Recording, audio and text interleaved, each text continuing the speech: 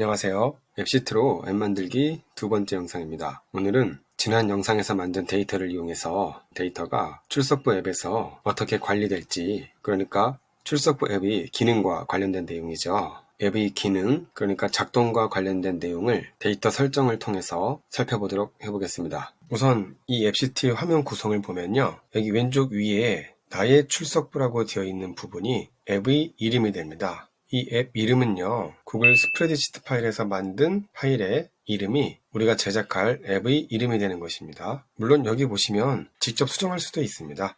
이 화면 왼쪽에는요, 앱시트에서 사용할 주요 메뉴들이 위치해 있고요. 각 메뉴를 누르면 이 상단에 해당 메뉴의 하위 메뉴들이 나오게 되고요. 이 가운데 영역이 편집 영역이라고 할 수 있겠습니다. 그리고 여기 오른쪽은요, 에뮬레이터라고 하는데요. 쉽게 말해서 우리가 만드는 앱의 기능들을 미리 확인해 볼 수 있는 미리 보기 화면 같은 곳입니다. 여기 이 첫 번째 아이콘이 스마트폰에서 보여지는 화면이고요. 그 옆에 있는 아이콘은 태블릿에서 우리가 만든 앱이 어떻게 보여지는지 확인할 수 있는 미리 보기고요. 오른쪽 끝에 여기는 PC에서 어떻게 보여지는지 미리 보기를 할 수 있는데요. 이 아이콘을 클릭하면 탭이 새로 열리면서 이렇게 PC에서 보이는 화면으로 전환됩니다. 다시 앱시트의 편집 화면으로 돌아와서요. 이 앱시트는 앱을 만들기 위한 굉장히 다양한 기능을 가지고 있는데요. 우리가 처음부터 앱시트가 가지고 있는 다양한 기능을 모두 살펴보게 되면 굉장히 마음 상하는 일이 벌어지게 될 것입니다. 그래서 지난 영상에서 말씀드렸던 것처럼 가장 기본적인 기능을 가지고 있는 앱을 만들고 이후에 출석부 앱에 기능을 추가하거나 완성도를 높여가면서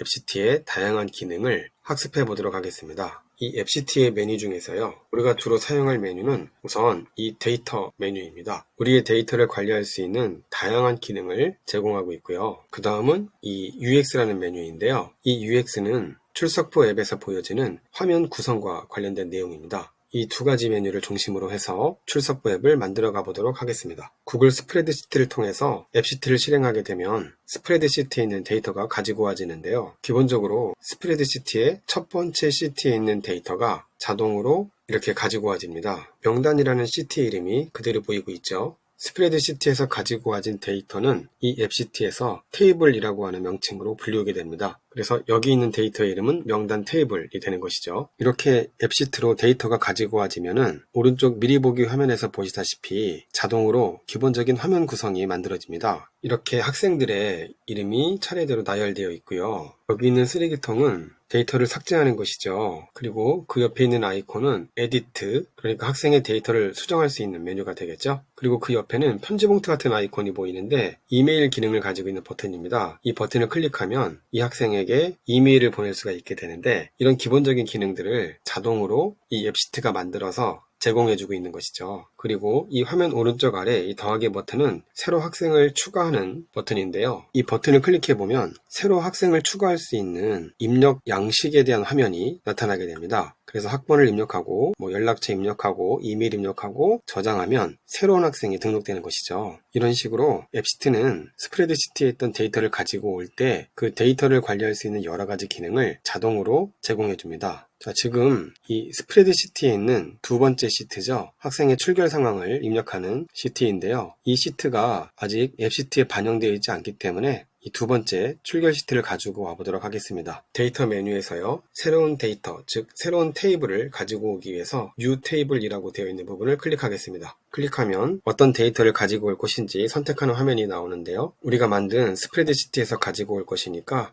이 시트를 선택을 하시고, 자, 우리가 만든 나의 출석부 파일에 데이터가 들어있죠. 선택을 합니다. 그러면 나의 출석부 파일에서 어떤 시트를 가지고 올 것인지 묻죠. 이번엔 출결 시트를 가지고 올 것이니까 출결을 선택하고 Add This Table이라는 버튼을 클릭합니다. 네, 그러면 출결 데이터가 이 구글 시트에 새로운 테이블로 반영이 되었습니다. 이 메뉴는요, 이 위쪽에 있는 약간 회색 부분 있죠? 여기를 클릭하면 이렇게 창을 축소시켰다가 확대시켰다가 하는 것이 가능합니다. 그래서 작업이 필요할 때마다 이렇게 창을 열었다가 닫았다가 하면서 작업을 진행하면 됩니다. 먼저 명단 테이블을 열어보겠습니다. 자, 화면에 명단 테이블에 일반적인 내용들이 나오고 있는데요. 신경 쓰지 않고 넘어가겠습니다. 우리에게 중요한 건 여기 위에 있는 하위 메뉴 중에 칼럼이라고 하는 메뉴입니다. 우리가 만든 데이터는 열 단위로 관리가 되고요. 그리고 각각의 데이터는 제일 위에 있는 머리글을 이용해서 데이터를 관리할 것이기 때문에 이 열에 해당하는 칼럼에 대한 상세 설정을 해보도록 하겠습니다. 여기 칼럼이라고 하는 메뉴 버튼을 클릭하면요, 명단 테이블을 다시 열어보겠습니다. 이 구글 스프레드시트에 있던 각 열이 위에서 아래로 이렇게 표시되어 있는데요, 시트에 있던 구조와 조금 다른 형태라 처음에는 어색할 수가 있는데 자꾸 반복해서 살펴보다 보면 금방 적응이 됩니다. 먼저 해야 할 일은 여기 데이터의 타입을 설정해 주는 것인데요, 우리가 사용하는 데이터가 어떤 타입인지, 즉 어떤 데이터인지를 설정하게 되면 이 앱시트는 그 데이터 타입에 따라 자동으로 다양한 기능들을 만들어줍니다. 예를 들어서 데이터 타입이 전화번호면 자동으로 통화 기능이나 문자 메시지 발송 기능을 만들어주고요, 데이터 타입이 이메일이면 이메일을 보낼 수 있는 기능을 자동으로 연결해줍니다. 그래서 이 데이터 타입을 결정하는 것은 가장 기본적인 과정이라고 할 수 있겠습니다. 학번부터 보겠습니다. 학생의 학번은 번호니까 번호를 의미하는 넘버, 이 상태로 그냥 두면 되겠네요. 이름은 텍스트 타입으로 되어 있는데 이것도 굳이 바꿀 필요는 없겠죠. 다음에 연락처는 전화번호인데요, 현재 텍스트로 되어 있으니까 전화에 해당하는 폰으로 바꿔주겠습니다. 그리고 이메일도 텍스트로 되어 있는데 마찬가지로 이메일로 데이터 타입을 바꿔주고요. 부모님 연락처, 이것도 전화번호죠. 마찬가지로 폰으로 바꾸겠습니다. 그리고 사진은 이미지니까 데이터 타입을 이미지로 바꿔주고요. 내용을 수정했으니까 오른쪽 위에 저장 버튼을 통해서 지금까지 과정을 저장해 놓겠습니다. 지금 보시면 별다른 변화가 안 보이는데요, 이 화면 구성에 추가적인 설정을 하기 위해서는 왼쪽에 있는 메뉴 중에 UX를 선택하면 됩니다. 자, UX를 선택하고요, 우리가 명단 테이블에서 작업을 할 것이기 때문에 명단 테이블을 클릭하고 이 앱시트에서는요, 이 화면에 보여지는 화면 구성을 뷰라는 이름으로 부르고 있습니다. 그래서 이 화면은 명단 테이블을 이용해서 만든 뷰이기 때문에 명단 뷰라고 부르면 되겠는데요, 이런 명칭들은 이 미리 보기 화면 아래에 보면은 어떤 뷰인지 어떤 테이블인지 간단한 정보가 나와 있기 때문에 이 아랫부분을 참고하면